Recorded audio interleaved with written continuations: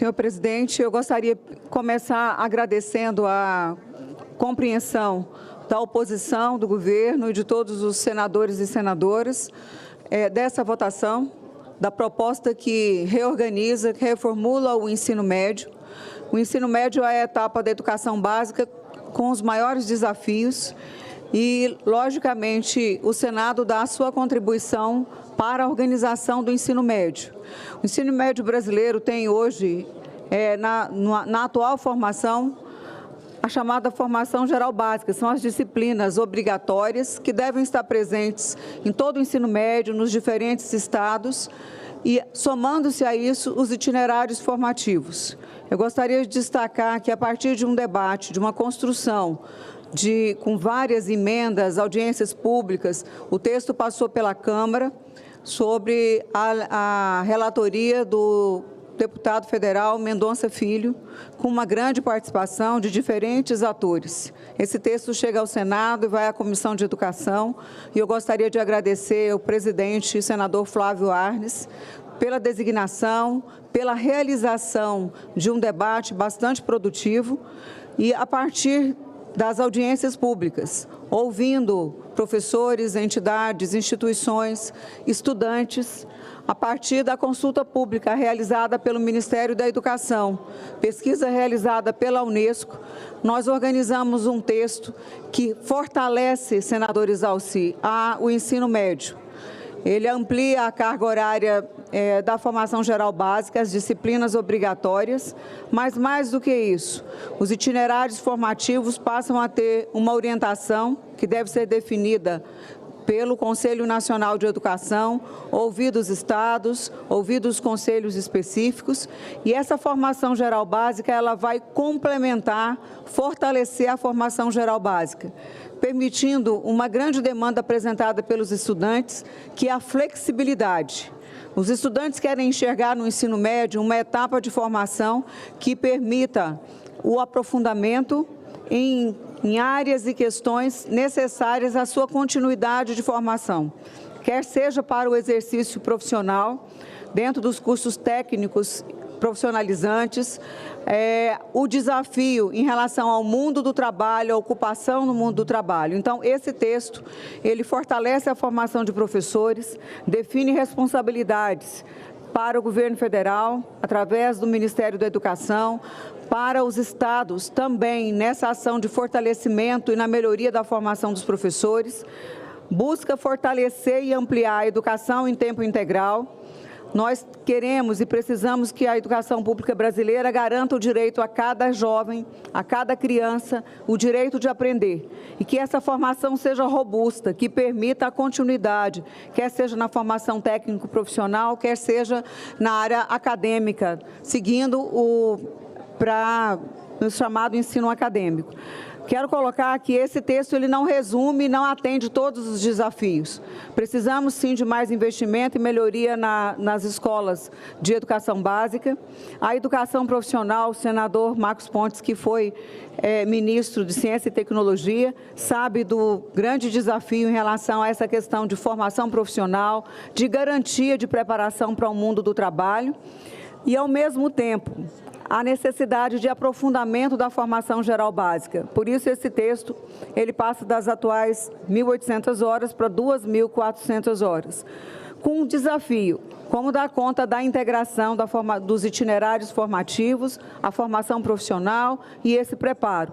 O texto apresenta gradação, apresenta uma proposta em relação ao ensino médio, que os jovens demandam, ao ensino médio não, ao Enem, e, ao mesmo tempo, essa gradação que eu me refiro é que o ensino médio está em andamento. Então, tem muitos jovens frequentando as nossas escolas com a atual estrutura do ensino médio. Então, o processo de mudança ele deve ser gradual, assumido por cada um dos nossos estados, a partir da colaboração técnica da União, entendendo que também existe um desafio que deve ser enfrentado pelas universidades e instituições formadoras na preparação deste professor. Infelizmente, os números mostram que muitos jovens não enxergam na escola de ensino médio um espaço adequado de formação. Eles querem mais, eles precisam mais dessa escola de educação básica. Então, o nosso texto está à disposição. Procurei ouvir as diferentes contribuições numa tarefa de equilíbrio entre o texto muito bem construído na Câmara dos Deputados, a contribuição dos senadores e senadoras. Foram mais de 70 emendas, várias delas acolhidas total ou parcialmente. Esse equilíbrio entre a formação geral básica e a educação profissional.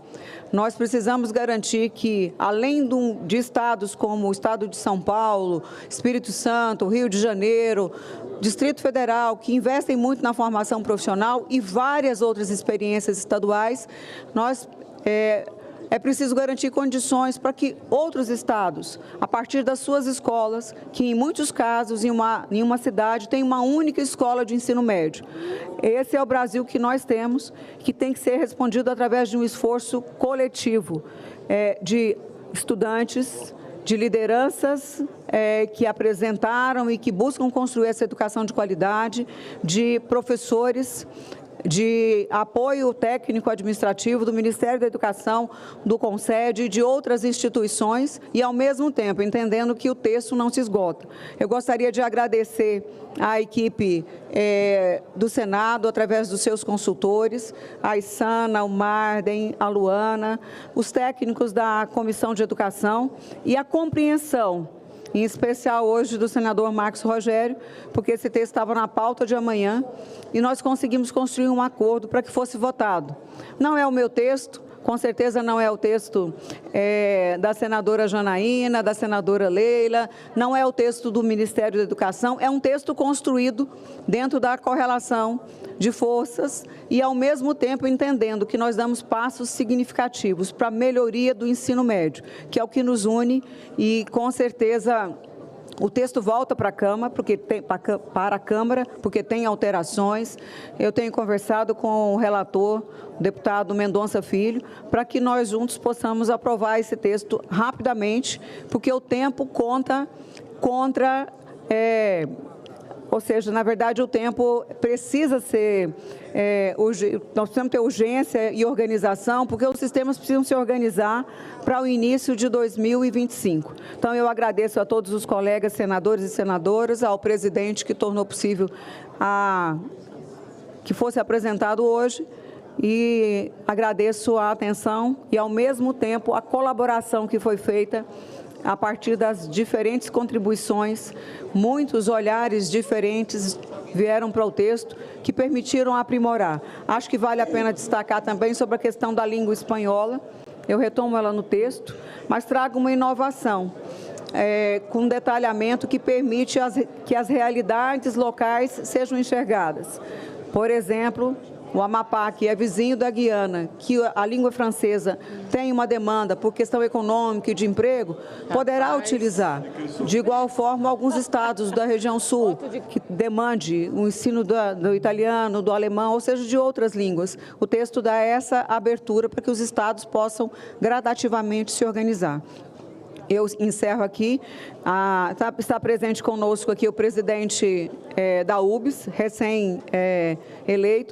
Em nome dele, eu gostaria de saudar todos os estudantes que estão espalhados nesse país e que esperam que a nossa ação, enquanto legisladores, seja nesse objetivo de construção de uma educação pública de qualidade. À medida que cumprimento também o deputado Rafael Brito, presidente da Frente Parlamentar Mista da Educação. Obrigada pela sua presença e parabéns a todos os deputados e senadores da bancada da Educação. Muito obrigada, senhor presidente.